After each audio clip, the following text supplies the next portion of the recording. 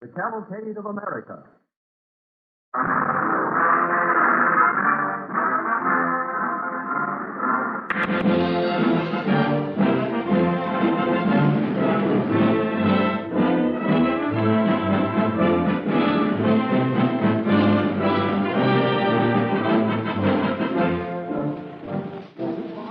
One of America's oldest industries presents the Cavalcade of America. A series of episodes from American history. Stories portraying the qualities that have guided the American people from the earliest days to the present time.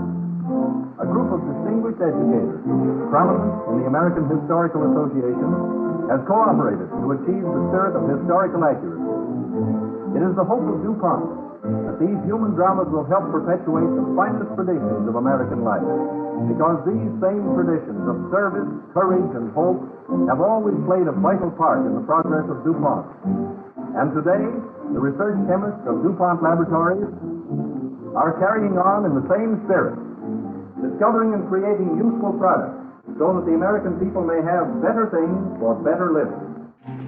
From time to time in these programs, our cast will be headed by a notable figure of the stage or screen. Tonight, as this series is inaugurated, it is fitting, we think, that our first great actor should be that distinguished gentleman of the theater, Walter Hampton. You will hear him in each of the two episodes that follow. In the first, as Master Bradford, and in the second, as our South Dakota farmer.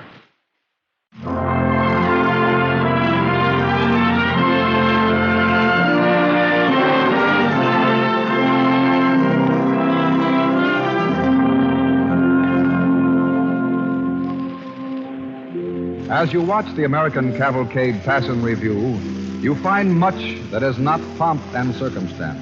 A certain doggedness and perseverance, a willingness to stick it out at all costs, is the most distinguished attribute of the American. Let us turn the pages of history to the spring of 1621, to the Pilgrim settlement of Plymouth, Massachusetts. There we find a little group of men and women who have been gathered together by special order of the leader, Master Bradford. In one corner, a young woman and a young man have drawn a little apart from the rest. Why has Master Bradford called us together, do you suppose, Master Winslow? When I first heard the sound of the drum, I feared it might be Indians. I rushed to snatch Peregrine from her cradle. If there were danger of an attack, Mistress White, you wouldn't see Captain Standish resting calmly with his musket, I warrant. Good Master Bradford looks stern and sad. Little enough to make him smile these days. He grieves for his wife, poor Mistress Dorothy. It was tragic, her drowning, 2 weeks after they landed on these shores. Quiet. Quiet, please, for Master Bradford. Quiet, I pray thee. My friends, I have called you from your tasks this morning to speak a message which will shape the future of Plymouth settlement. For 4 months, the good ship Mayflower has lain at anchor, unable to return to England by reason of the fearful storm and the mortal plague that took off many of its crew. But this morning, her master tells me that, God willing, he will sail 4 days hence. You came to the New World with high hopes. Your faith has been sorely tested these winter months, but 51 remain of the 102 who came here. Many of you have lost those who were nearest and dearest. If you desire to return, go back to the soft ease of old England, we who are in command will not try to hold you, for God alone knows what awaits us here. Weigh your choice well, for once the Mayflower sails, there is no returning for anyone. I have spoken my message. Well, Master Winslow, Well, Mistress White, Master Bradford's news seems to have pleased you. why not? What is there for me here? I'm no tiller of the soil. I've tried my best. I covet a more venturous life. Is this not a mighty venture? Nay, this is but hardship in a rude wilderness. Surely you will return too, Mistress White. What is there here for you? You've suffered much and buried your husband here. And born my child here, remember? Born with the Mayflower near these shores. Then, for the sake of that child, you should return to England. This is no country in which to bring up a girl. What chance has a child in this wilderness? Scarcely enough to eat. Spring is coming. Soon it'll be time for planting. Everyone will be needed. There'll be few enough for any planting. Perhaps none. But, Edward, this is no time to turn back. We've made friends with the Indians. They've promised to show us how to plant their maize. Soon we will have a harvest. You have a gallant spirit, Susanna, but you're wrong. The Indians have promised, but they won't help us. I'll leave you to think over what I've said. And why are you so interested in my going, Master Winslow? Because I can't bear to leave you in this wilderness. I love you, Susanna. For these many months, I've thought of you, longed to take you away from this desolation. Master Winslow, I admire and respect you. Once I thought I almost loved you. But Peregrine and I stay here and leave you the wandering ventures. But, Susanna, if you only knew how long I've loved you. Good day, Master Winslow. But, Susanna. I play not with wandering dreams. And come what may, I am holding to this place and purpose. Susanna. Susanna.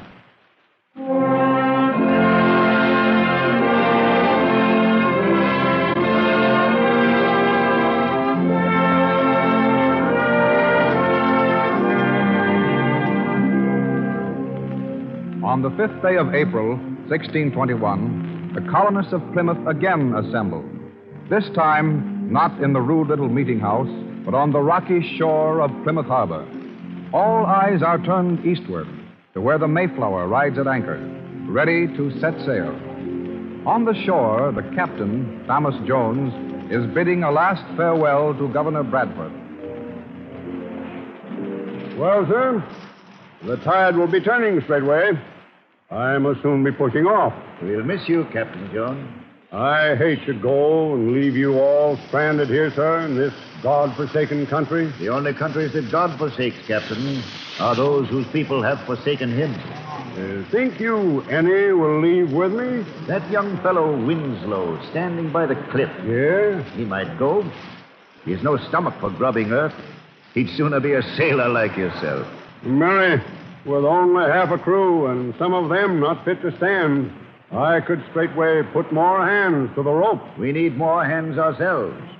There's spring planting ahead. Only today a messenger came from the Norsets with seed and promise of aid. Well, My heart is grateful, and I still dare hope that none will leave. Mayhap 'tis folly, but already I'm proud of our little settlement in the New World, and I mislike to see anyone turn back.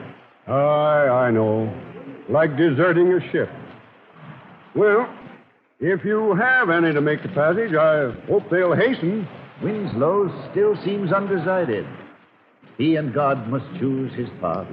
I'll row to the ship and watch for your signal to sail. I'll fire a musket. But first, I must give our people every chance to decide. Well, good hope, sir. I trust the next few months will be easier. Master Jones? Yes? Just a moment, if you please. Why, surely, Mistress White. Have you and your little baby decided to be our passengers? Oh, no, Master Jones. I'm not leaving. But I have a little packet for my dearest friend in London. Oh. Would it be too much to ask you to take it for me? It's all superscribed. I will bear it safely, Mistress White, never fear. And now I must haste and weigh anchor while the tide is right. Now, Godspeed. Godspeed. Godspeed, good master. All right. Push her off, boys.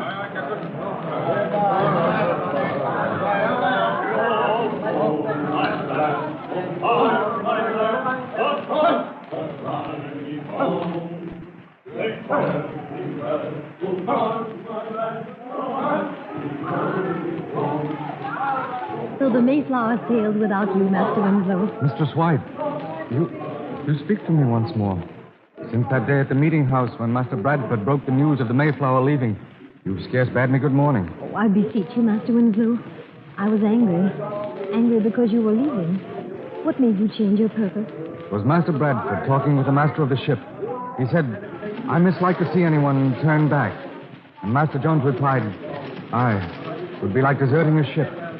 But I see it now. Oh, Edward, I too. I want to press on and make a new life here. Susanna, might we not press on together? Master Winslow, take care. There are many people here. They give no heed to us. Their eyes are fixed on the Mayflower. Susanna, Elder Brewster has read the burial service over many of our number, but the marriage service never. Men and women of Plymouth, Master Bedford is about to speak. our good friend the master is at this moment boarding the ship. All sails are set, a sign from me, and the Mayflower will weigh anchor and turn her course for England. Before I give that sign, let me ask you all once more, for the last time, do any of you wish to return?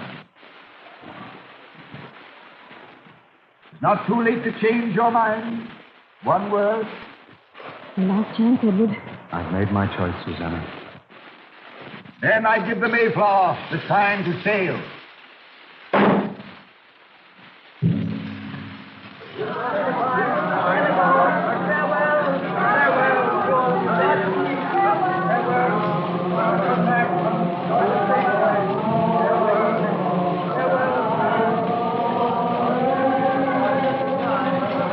How white her sails gleam. Glad I am the sun is shining so fair today. The earth feels warm and rich at last. Look, Peregrine. Oh, look, baby. I wish he might stand this morning on her memory. She's looking landward. Right, too. Why look back when there is so much ahead?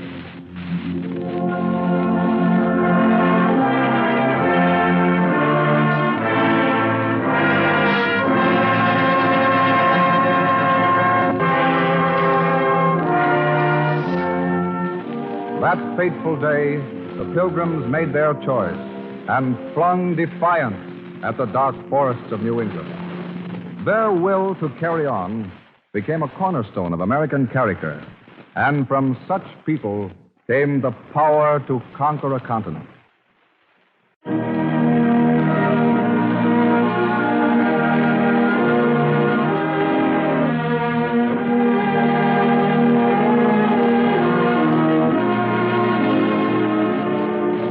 Slowly but surely, the cavalcade moved westward.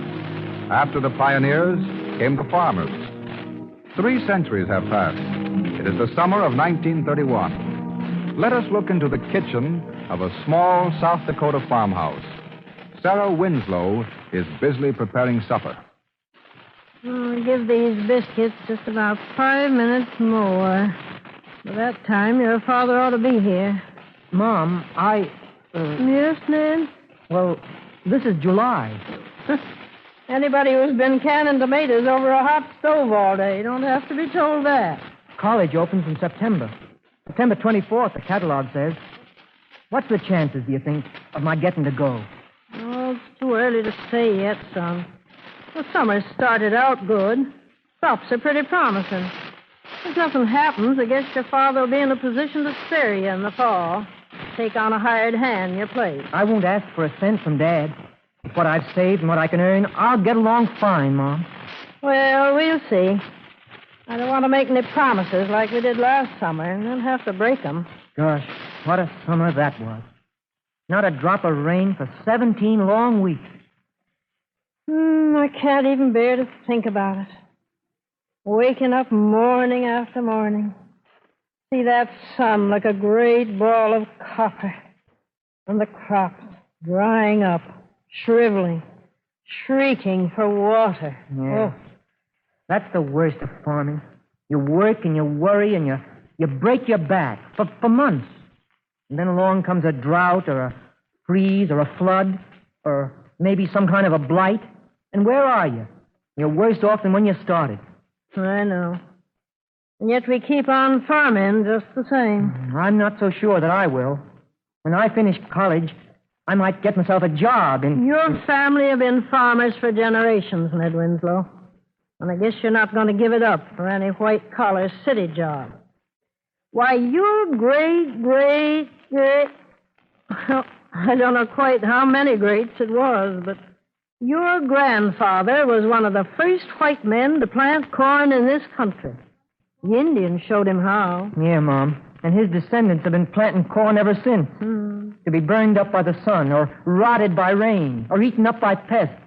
What's this you're saying about pests? Your son was just getting in practice for the college debating team, that's all. Oh, meanwhile, like as not, my biscuits are burned to a crisp. Well, as a matter of fact... And now you two get your hands and faces washed, and I'll have things dished up in a jiffy. Oh, hold on. Wait a minute, Father. What's the matter? Why, you've got a couple of grasshoppers On your coat, see?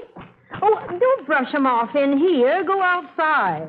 I don't want the nasty things to start hopping around my kitchen. Hey, there's an awful lot of grasshoppers around lately. Just the last few days. Have you noticed? Yes. Picked half a dozen of 'em off my cucumber vines this morning. Well, they were eating the leaves as greedy as anything. They don't eat anything more valuable than your cucumber vines. We'll be lucky. Well, you talk as if my cucumber vines didn't matter. We don't depend on cucumbers for our living. My cucumber pickle's taken second prize at the state fair for 3 years now. And if it don't take first prize this year... Oh, there's one of those pesky creatures under the sink. Well, what of it, Mom? Well, they're harmless. Not this variety. What do you mean, Dad? Well, these ain't the regular, ordinary variety of grasshoppers that you get every summer. They're a special breed. Yeah, they got a couple of stripes down the back. I noticed that. And an appetite that's never satisfied.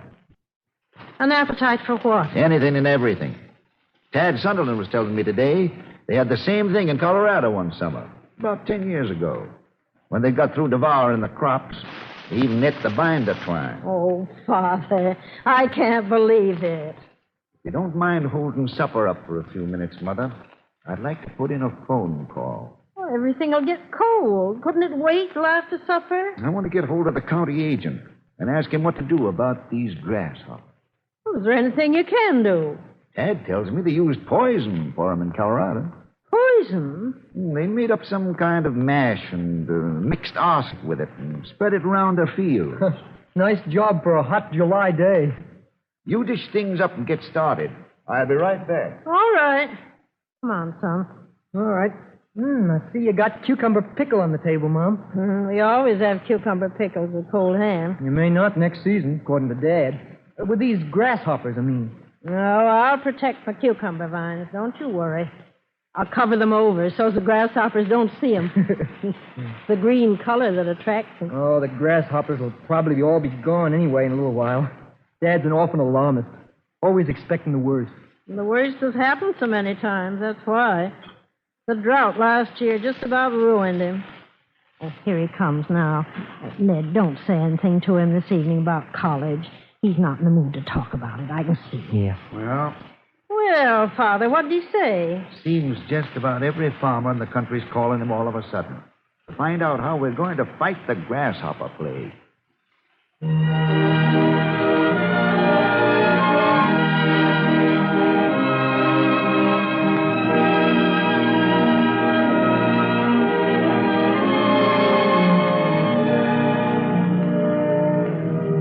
Weeks pass.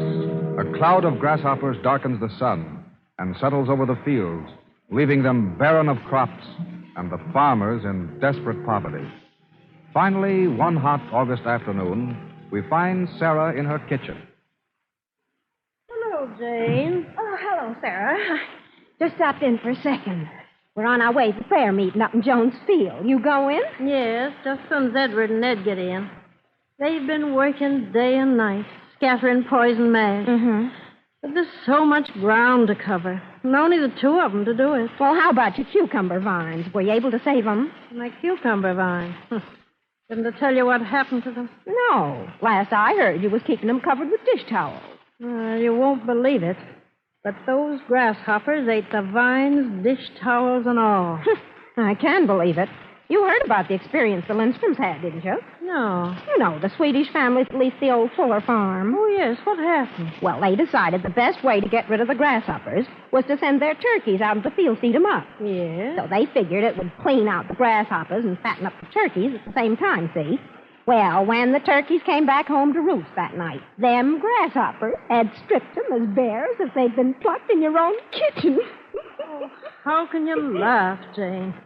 I think it's dreadful. Well, if I didn't laugh at some of the things that's happening these days, Sarah, I'd go crazy. John's so worried sick, can't eat nor sleep.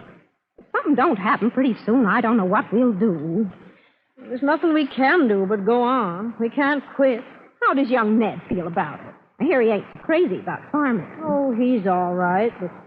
Well, Ned don't set much store by praying, I'm afraid. He says the only thing that'll bring relief is spraying. Spraying poison in big enough quantities to really kill the pest. Folks pray for rain in the churches and for relief from famine and pestilence. The Lord can send relief for them things. I guess he can send relief for a plight of grasshoppers.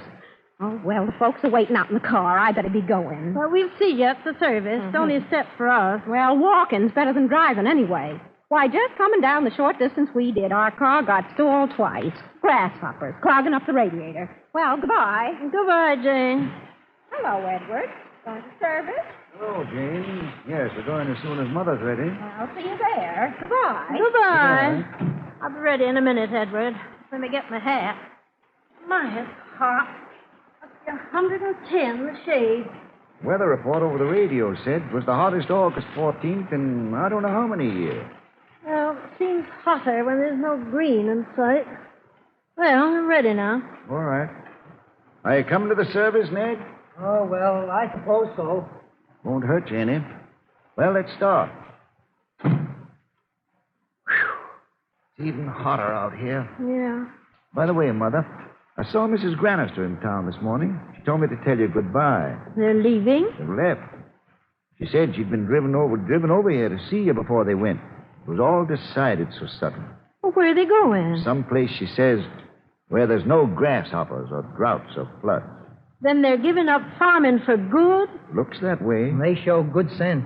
The rest of us ought to do the same thing. You don't really mean that, son. Sure I do. What's the use of breaking your back, breaking your heart, farming?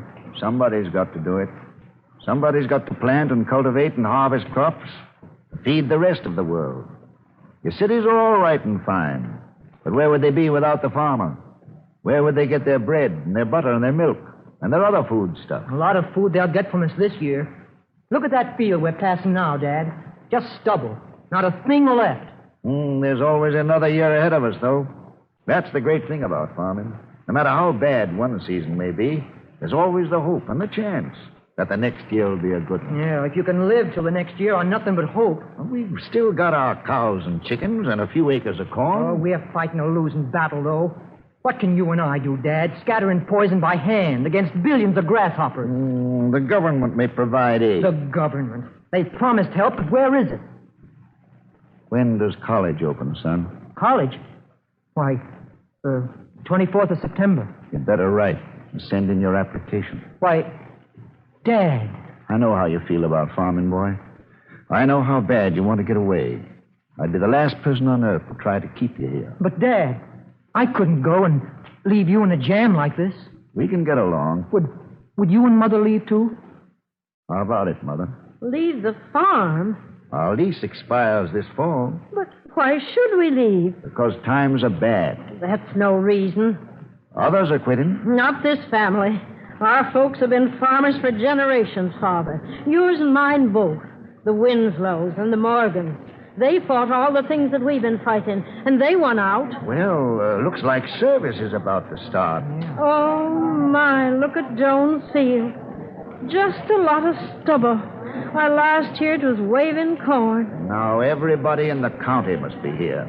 Seems funny, don't it, to be gathering for prayer in a field? There's no church in the country big enough to hold this congregation. Anyhow, it's more fitting to pray out here. It's our fields that's been laid waste after all. Farmers do have courage. Look, the minister's standing in front of that great wooden cross. Let's stop here where we can see him. All right, we can hear just as well here. Oh, there's poor Mrs. Nordquist. She's crying. Can't blame her. She lost her whole crop, and she's only been out here 2 years. Oh, I must speak to her after the service. Maybe there's a little something we could do for her. I hear she's almost starving. Must be over 1,000 people here. And everyone dog-tired from fighting grasshoppers. You know, it's funny. A lot of them are worse off than we are. But somehow they don't look licked. Look, the minister's holding up his hand for quiet. Let us bow our heads in prayer. Almighty God, You know, Dad, give us grace. there's something about these farmers all out here praying. Make our common It gets me. There is something in farming, son. I guess that's why your mother and I are staying. I'm staying too, Dad. No, don't you do it. You go to college like you planned. You've already put it off 1 year. It won't hurt me to wait a little longer. Oh, Dad, I've got some money saved. It's yours, Dad. I want you to have it. Why? Why, son. We'll see this thing through together, you and Mom and I. Listen. What's that? Oh, it's a plane, Mom. Just the mail plane. The mail plane ain't due here for 3 hours. Boy, I can't tell you how I feel.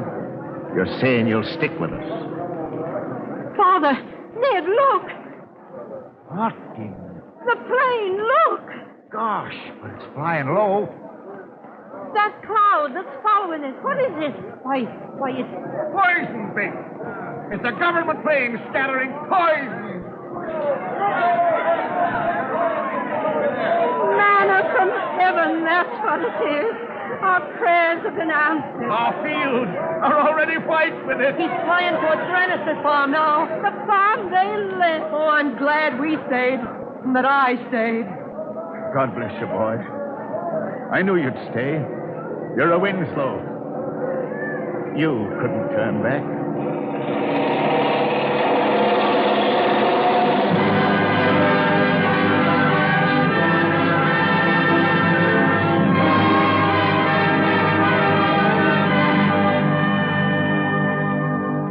No turning back.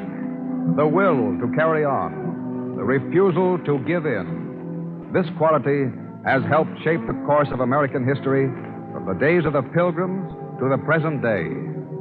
People whose names find no important place in history's pages, who quietly did their jobs and asked no credit, no glory.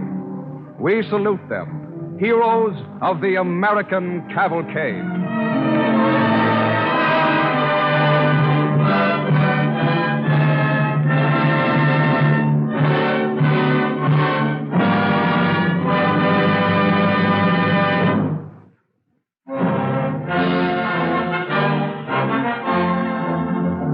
Stories like this make us realize how completely dependent we are on our friend the farmer, on his courage and skill and resourcefulness, and what a daily struggle he has to wage, not only against weather and soil erosion, but against the hungry hordes of man's greatest enemies, the insects. Scientists have already classified more than 600,000 different kinds of insects in the world.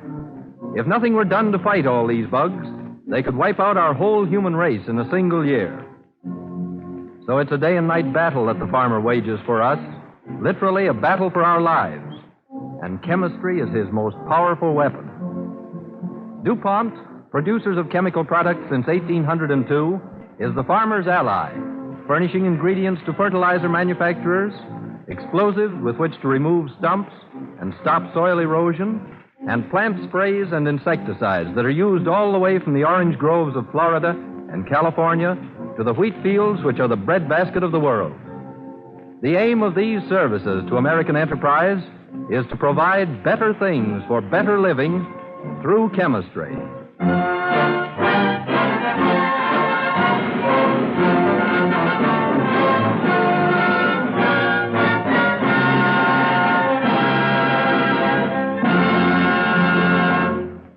The leading parts in this evening's episodes, which you have just heard, were played by that distinguished American actor, Walter Hampton.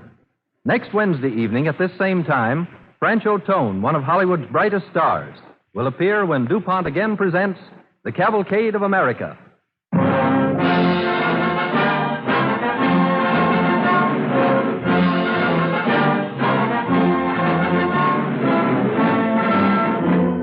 This is the Columbia Broadcasting System.